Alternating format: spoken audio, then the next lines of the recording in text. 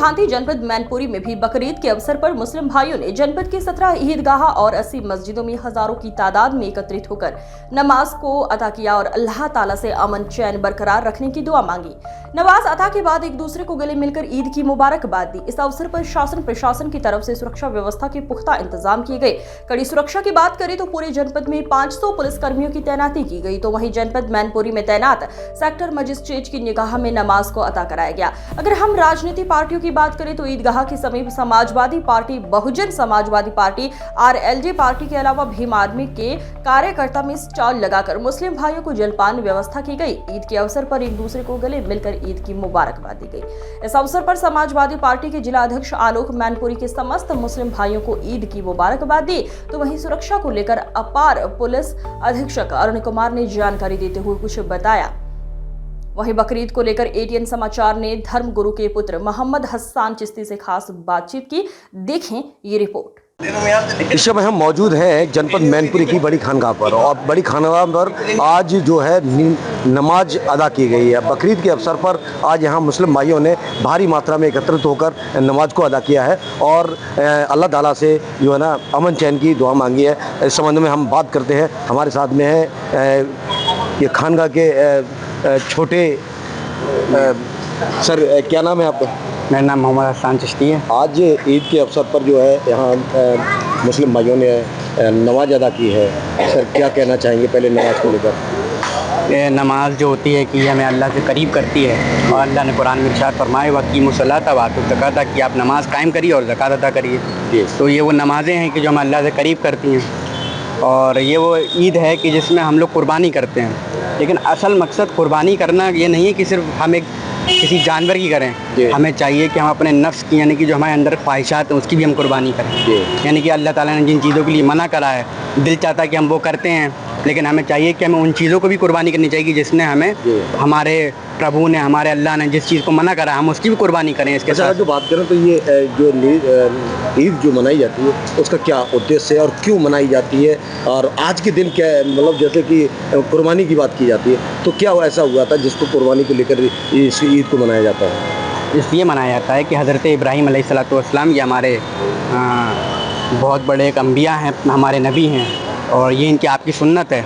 क्योंकि अल्लाह जो होता है, मतलब जो हर किसी के धर्म में अपने उनके प्रभु होते हैं, उनके भगवान होते हैं। तो हमारे यहाँ अल्लाह ने हज़रत इब्राहीम का परीक्षा ली, उनके साथ एक एग्ज़ाम किया कि उन्होंने ये उनको बताया कि मतलब ख्वाब में कि आप अपने बेटे को ज़िबा करिए। लेकिन जब वो अपने बेटे को ज़िबा करने चले तो उनको गर्दन के ऊपर छुरी नहीं चल रही थी। तो माँ मकसद ये नहीं था कि बेटे को ज़िबा करना, माँ मकसद ये था कि तुम्हारे माल से बढ़कर, तुम्हारी औलाद से बढ़कर, तुम्हारी जान से बढ़कर अगर तुम्हारी चीज़ करीब होनी चाहिए तो वो सिर्फ प्रभु यानी कि अल्लाह होना चाहिए, भगवान होना चाहिए। मकसद यहाँ पे ये था। तो ये तमाम चीज़ें जो हैं दुनिया में, पैसा है, औलाद है और तमाम दूसरी चीज़ें हैं, इन सब से बढ़कर अगर हमारे करीब कोई चीज़ होना चाहिए तो वो हमारे प्रभु यानी कि हमारे अल्लाह होने चाहिए। अच्छा, इस ईद के अवसर पर लोग दान भी करते हैं और कई दीन दुखियों को भी जो ना दान करके जो ना उन्हें मुहैया कराते हैं। तो इसका क्या मतलब उद्देश्य और कितनी बरकत करता है ये दान? ये इस तरीके की बरकत करता है। अल्लाह ने फरमाया ना, ये मैंने फरमाया वक़ीमुस्सलाता वातु ज़काता, नमाज कायम करो और ज़कात अदा करो। अब ये जो गरीब लोग होते हैं, जो बेचारे, जो इनके पास खाने पीने के लिए पैसे नहीं होते हैं, जिनके घरों में राशन नहीं होता, जिनके घरों में कुछ भी नहीं होता, ज़रा सा भी दाना, तो अल्लाह के रसूल ने इरशाद फरमाया कि आप अपने माल में से, यानी कि आपके पास जो आप माल जमा हुआ है, यानी जो आपने माल जमा करा सारी उम्र भर आप जो करते रहे, है ना, आपने जो चीज़ें अपने उससे करी, जमा करी, अपनी पूंजी आपने जमा करी, तो उस पूंजी में इन गरीबों का भी हक़ है। यानी कि वो इनकी अमानत है। आप जो जमा करके लाए, आप उस माल में से कुछ हिस्सा उन गरीबों के लिए तकसीम करें, उन गरीबों के लिए निकालें, जिससे कि वो उनके घरों में राशन पहुंच सके, उनके घरों में जो कमियां हैं वो पूरी हो सकें, उनके घरों में जो बच्चियां, उनकी शादी और उनके बेटों की शादियां हो सकें। इसी तरीके से जब पहले बहुत एक ज़माना था तो हमारे यहाँ एक बैंक चला करती थी कि जिसमें हम उस बैंक में पैसे डाला करते थे, जिसमें गरीब बच्चों की शादियां, गरीब बच्चों के घरों पर राशन पहुंचाया करते थे। तो ये बस उसी की शक्ल है, ये है कि उसको उस शक्ल में लिया जाता था। आज ये है कि आज भी हम उसको अपने अपने तरीके से लोग अपने अपने माल में से, ज़ाती अपने हिसाब से उस अपने माल में से गरीबों के लिए दान करते हैं। आज सर बकरीद है और बकरीद पे कुर्बानी देते हैं, तो कैसे लोग कुर्बानी देते हैं? क्या जो कर्ज में दबे होते हैं वो कुर्बानी के हकदार है या बिल्कुल मतलब कैसे लोगों को कुर्बानी देते हैं? कुर्बानी सिर्फ साहिब निसाब दे सकता है, जी। यानी कि जिसके पास इतना माल हो कि या तो जमा हो उसके पास बैंक के अंदर, या उसकी जितनी ज़मीन जायदाद हो, या मौजूदा उसके पास अगर कोई उसने काम करा उसके बाद उसका प्रॉफिट उसके पास आया, तो वही आदमी वो कुर्बानी कर सकता है। हर किसी आदमी पर कुर्बानी करना वो नहीं है फ़र्ज, यानी कि ये नहीं वो कुर्बानी कर सकता है, नहीं उसके लिए वाजिब ना कुछ। जब उसके पास माल नहीं है तो वो कहाँ से जानवर खरीद सकता है? तो उसको चाहिए कि वो अपने दिल की जो आलूदगी है, यानी कि उस जो गंदगियाँ हैं या अल्लाह ने जिस चीज़ को मना करा वो उन चीज़ों की कुर्बानी करे, उन चीज़ों की कुर्बानी करे। जैसे कि शराब नहीं पीना है, जुआ नहीं खेलना है, बुरी बातें नहीं कहनी है, लोगों का दिल नहीं दुखाना है, नमाज नहीं छोड़नी है ना, बड़ों की इज्जत करनी है, छोटों के ऊपर शफकत करनी है। वो चाहिए क्योंकि उसका दिल नहीं करता है कि वो ये करे, लेकिन उसे करना है, वो ये इन चीज़ों को कुर्बानी करेगा तभी वो अल्लाह से करीब होता चला गंदगी को बिल्कुल कुर्बान कर दे। हाँ, अपने जिस्म से। अल्लाह लोगों के लिए बुरा कहना, लोगों के कपट मन में कपट रखना, ये नहीं चाहिए कि उसके अपने मन में कपट रखे। इन चीज़ों को भी इस ईद के साथ कुर्बान कर देना चाहिए। सर, आज यहाँ पर जो ना ईद के अवसर पर मुस्लिम भाइयों के लिए क्या कहेंगे उस बारे में? मैं ये कहना चाहूँगा, ईद ये अरबी का एक लफ्ज़ है और इसका माना ये होता है खुशी, यानी कि लोगों को साथ खुशियाँ बांटें, आप लोग एक दूसरे के घरों पर जाएं, उनसे जाके गले मिलें। ये एक ऐसा त्यौहार है कि जो हमें प्रेम, एकता और इत्तेहाद की बारे में बताता है, उसका हमें मैसेज देता है। तो ये ईद पर अब आप देख ही रहे हैं, हज़ारियों लोग एक इस खानका में चले आ रहे हैं। ना कोई धर्म का भेदभाव है, ना कोई कास्ट का भेदभाव है, आने वालों को कोई मना नहीं किया जा रहा है, बेझिझक दरवाजे खुले हैं।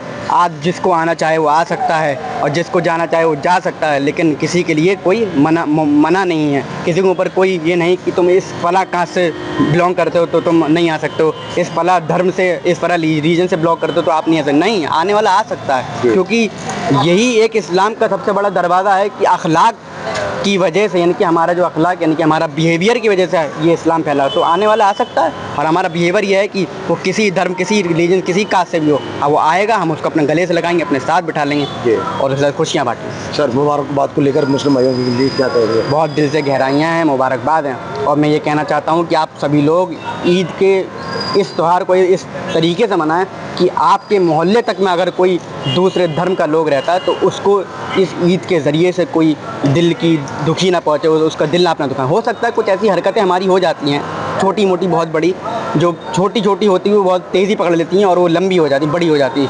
तो हमें चाहिए मुसलमानों को कि वो इन चीज़ों को मतलब कम करें, और अगर कोई ऐसी हरकत करते हैं इस ईद पर तो वो उनकी ऐसी ये ईद मनाना, नमाज़ पढ़ना और इस तरीके की कुर्बानी करना, ये सब अल्लाह की बारगाह में मकबूल नहीं होंगी। एक मोमिन का दिल दुखाना और एक शख्स जो मोमिन नहीं है उसका भी दिल दुखाना, ये गलत बात।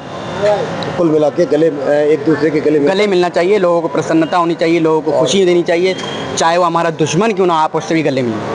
तो क्या कहना चाहेंगे मुबारकबाद को? कैसी मुबारकबाद देंगे? बहुत ढेर सारी मुबारकबाद देना चाहता हूँ तमाम धर्म के लोगों को, तमाम धर्म के जो लोग यहाँ पे मौजूद हैं इस शहर में और दूसरे शहर में, उन सबको बहुत सारी मुबारकबाद। उनके जो गुरु हैं उन सबको भी बहुत सारी मुबारकबाद। तो देखा आपने कि किस तरह से यहाँ पर जो ना ये धर्मगुरु के छोटे पुत्र हैं और इन्होंने किस तरह से ईद की बारे में जानकारी दी थी, और इन्होंने ये भी बताया बकरीद पर किस तरह की कुर्बानियाँ देनी चाहिए और किस तरह से ईद को नवाज अदा करना चाहिए। और इन्होंने सभी धर्म और जात के लोगों को ईद की मुबारकबाद दी है। कैमरामैन के साथ अनिल शाक के ATN समाचार, मैनपुरी। शांति व्यवस्था के लिए, सुरक्षा व्यवस्था के लिए क्या इंतजाम किए गए, किस तरीके से? देखिए, आज मैनपुरी में जो कस्बे में जो ईदगाह पड़ती है उसमें लगभग 9000 के आसपास लोगों ने जो है कुशलतापूर्वक आज नमाज़ पढ़ी है। इसकी व्यवस्था देखते हुए लगभग पुलिस की तरफ से 2 जोनों 13 सेक्टर में पूरे जनपद को डिवाइड किया गया था, जिसमें लगभग 500 से ज़्यादा पुलिसकर्मी की तैनाती करी गई थी और जगह जगह पर सभी क्षेत्रों में कुशलतापूर्वक नमाज़ पढ़ी जा रही है। ऐसा अगर जो बात करें तो कितने मस्जिदों में नमाज अदा की गई है जनपद भर में और कितने पुलिसकर्मी यहाँ पर तैनात किए गए?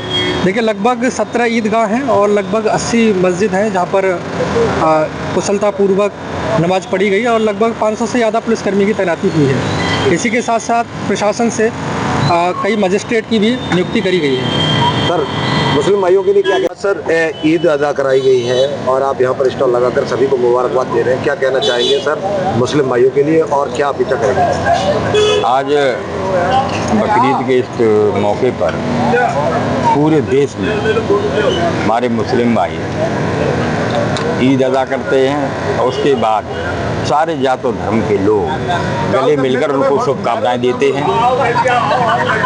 देश में अमन चैन रहे और एक दूसरे से गले मिलकर उनके इस पावन पर्व पर शरीक होते हैं और ईश्वर और अल्लाह से दुआ करते हैं कि प्रतिवर्ष की तरह इस वर्ष भी हर्षोल्लास बना रहे और देश में अमन चैन बना रहे।